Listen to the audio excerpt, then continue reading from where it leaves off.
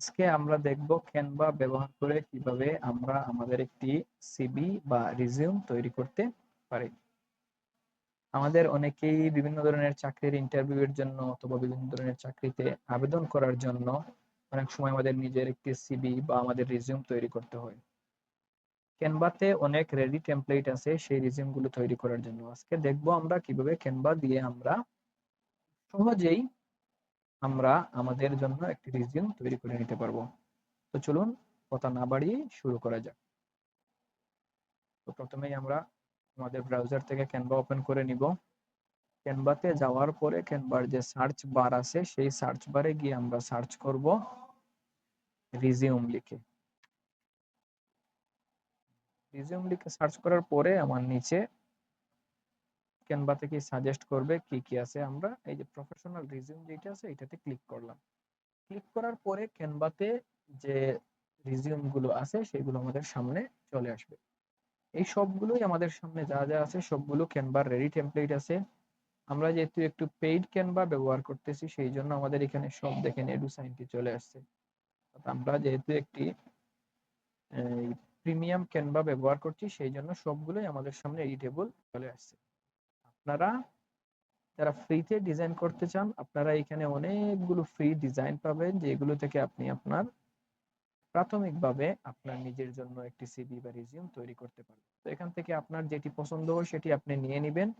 তো দেখেন অনেকগুলো আছে। এই জায়গা থেকে আমরা প্রথমে আমাদের নিজের জন্য একটি রেডি টেমপ্লেট বা রেডি যে ডিজাইনটি আছে সেটি আমরা চুজ করব।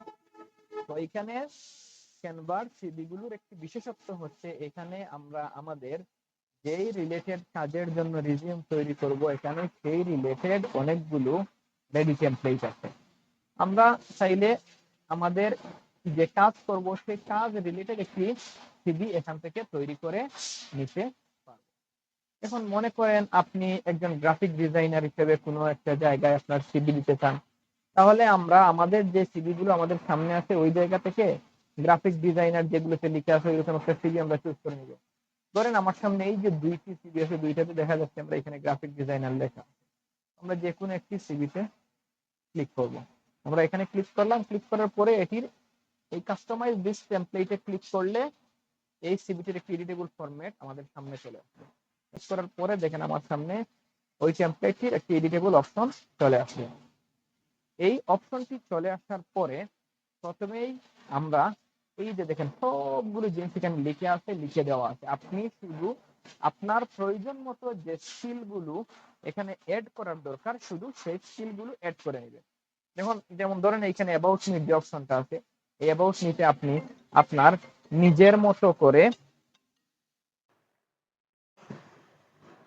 অ্যাবাউট মির এই জায়গায় আমরা আমার নিজের সম্পর্কে অথবা একজন গ্রাফিক ডিজাইনার হিসেবে আমি কি কি করতে পারি যে কোম্পানিতে আমি অ্যাপ্লাই করতেছি তা লিখে দিতে পারবো। আমি জায়গায় লিখে দিলাম যে আমি এই কাজগুলো করতে পারি as a graphic designer, I am a graphic designer and I can do that that এরকম আমরা লিখে দিলাম এই জায়গায়।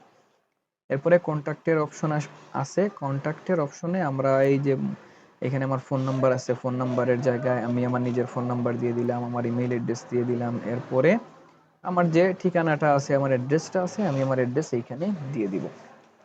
এই অপশনগুলোতে ডাবল ক্লিক করলে এডিটেবল হয়ে যাবে। এডিটেবল হওয়ার পরে আমি আমার নিজের ইনফরমেশন অ্যাড করে দিব। এর পরের অপশনটি হচ্ছে স্কিলস অপশন। স্কিলস অপশনে যাওয়ার পরে একজন গ্রাফিক ডিজাইনারের যেই যে স্কিলগুলো থাকা দরকার অথবা আমি একজন গ্রাফিক ডিজাইনার হিসেবে আমার যে স্কিলগুলো আছে সেইগুলো আমরা এখানে সাজিয়ে দিয়ে দিব।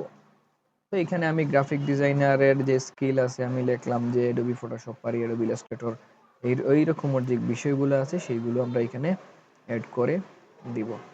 তো এখানে ৫-৬টা আছে আমাদের যে স্কিলগুলো আছে সেইগুলো আমরা এখানে অ্যাড করে দিলাম।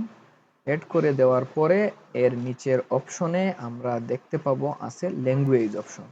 ল্যাঙ্গুয়েজে গিয়ে আমরা যেই ভাষা আমাদের জানা আছে সেই ভাষাগুলো এখানে অ্যাড করে দিব। সাধারণত আমরা ইংরেজি দেই, বাংলা দেই অথবা যদি বাংলা ছাড়াও অন্যান্য কোনো ভাষা আমাদের জানা থাকে সেই ভাষাও আমরা এখানে লিখে দিব। তো এইগুলো দেওয়ার পরে ডান দিকে আমরা দেখতে পাচ্ছি আমাদের এডুকেশনের যে অপশনটা আছে সেটি চলে আসবে। এইখানে আমরা আমাদের এডুকেশনাল কোয়ালিফিকেশন গুলো দিয়ে দিব। আমি হয়তো আমরা আগে আমাদের ইউনিভার্সিটি, পরে কলেজ, পরে স্কুল দিব, অথবা প্রথমে স্কুল দিয়ে দিব, এরপরে কলেজ দিব, এরপরে ইউনিভার্সিটি দিয়ে দিব। ডাবল ক্লিক করলে এডিটেবল হবে। এডিটেবল হওয়ার পরে আমি আমার নিজের ইচ্ছা মতো যেই লেখাটা দরকার সেটা লিখে নিতে পারবো। পরের অপশন হচ্ছে এক্সপেরিয়েন্স। এক্সপেরিয়েন্সে গিয়েও আমি একইভাবে ডাবল ক্লিক করলে এডিটেবল হবে। আমরা এক্সপেরিয়েন্সের অপশনটাও এডিট করে আমাদের যদি কোনো কোম্পানিতে প্রিভিয়াস ওয়ার্কের আমাদের এক্সপেরিয়েন্স থাকে আমরা এই জায়গায় অ্যাড করে দিব। একটা থাকলে একটা, দুইটা থাকলে দুইটা, তিনটা থাকলে তিনটা, কবে থেকে কাজ করেছি, কতদিন কাজ করেছি, এই কোম্পানিতে আমার রোল কি ছিল, এই সব কিছু আমরা এই জায়গায় অ্যাড করে দিব। অ্যাড করে দেওয়ার পরে মোটামুটি আমার সিভি কমপ্লিট। এখন আমি হচ্ছে গিয়ে এই ছবিটা চেঞ্জ করব। ছবিতে ডাবল ক্লিক করলে এটি এডিটেবল হবে। আমি ডিলিটে প্রেস করব, ছবিটি ডিলিট হয়ে যাবে। এখান থেকে ডিলিট করার পরে আমি যাব আপলোডসে। আপলোডসে যদি আমার আগেই কোনো ছবি আপলোড দেওয়া থাকে তাহলে নিচে চলে আসবে, যেমন আমার দেখা যাচ্ছে অনেকগুলো ছবি আছে। অথবা আমি যদি আপলোড দিতে চাই তাহলে আপলোডে ক্লিক করে নতুন ছবি আপলোড দিয়ে দিব। তো আমি এখানে যে কোনো একটা ছবি, ধরেন আমার এই যে একটা লোগো আছে, আমি এটাতে ক্লিক করলাম, মনে করলাম এটা হচ্ছে আমার ছবি। এটা ক্লিক করলে এখানে আসবে। আসার পরে এটাকে টেনে নিয়ে আমরা এই যে ফ্রেমের মধ্যে ছেড়ে দিলে অটোমেটিক্যালি এটা অ্যাডজাস্ট হয়ে যাবে।